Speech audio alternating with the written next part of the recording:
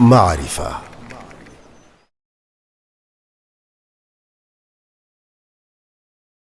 Well, my personal hobby is, as you said, is collecting books and compounding perfume. These two hobbies. When I went to university, I saw in the library a whole entire section only for catalogs of Arabic and Islamic manuscripts. So at that age, I was 18 years old, and I said, what are these catalogs doing here in the shelf of a major Western university, you know? So up till that time, I didn't have any deep knowledge of manuscripts. Maybe I saw one or two with my sheikh, you know, but most of our scholars at that time were teaching from old books and printed books and these things. So the manuscript thing didn't bother them a lot from that time. So I started reading these catalogs and reading books about books, like Fuad Sezgin, the Turkish-German Muslim scholar who came after Brockelmann, and his teacher was Karl Brockelmann, who wrote a book in German. It is called Geschichte der arabischen Literature. Pardon my German, it's not very good. The history of Arabic literature. And in that book he mentions the story of entire Arabic literature. By literature he means the entire written world.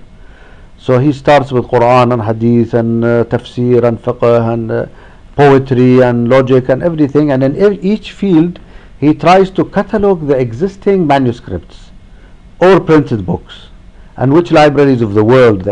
Huge, humongous effort, you know, by one man. Karl Brockelmann is a Jewish German scholar. So Sezgin came after him and he tried to continue, and after a long time where many manuscripts came into attention which were not there before, so he wrote another book called Geschichte der arabischen Schrifttums, the history of Arabic writing, and it is now published in about maybe 10-11 volumes, very, very comprehensive. But he stopped at year 430 Islamic calendar or Hijri calendar, because he said, I cannot continue. Brockelmann's advantage work is that it's up till the modern time or so, till his time.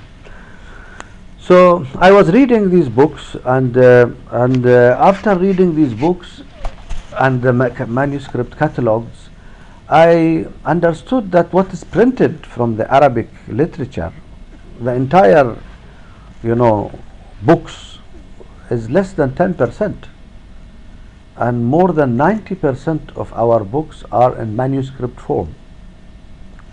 Now, where are these manuscripts deposited? Yes, it is deposited in Al-Azhar and in Turkish libraries and Indian libraries and Saudi libraries, of course, but the most important collections of them are deposited in Berlin, Staatsbibliothek, and Princeton University, Gareth and Yehuda collection, and Yale University, the Beinecke Rare Book Library, and the British Library, and the University of Manchester, and Oxford, Cambridge, Bibliothèque Nationale in France, Ambrosiana Library in Italy, and the Vatican Library in Norway, and all our books are spread all over the world.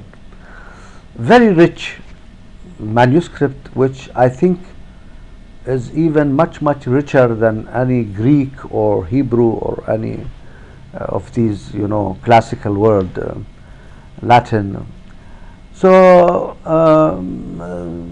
I started to still I was a student there, I started to write to Harvard, Widener Library and other universities to ask for microfilms. Those days there was no digital like today. So I started collecting microfilms and reading and trying to learn the art of editing the Arabic manuscripts.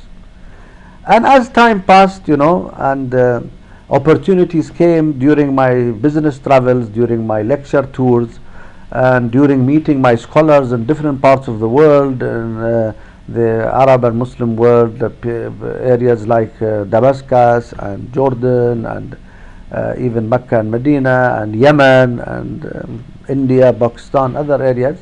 I used to collect these manuscripts whenever it's possible.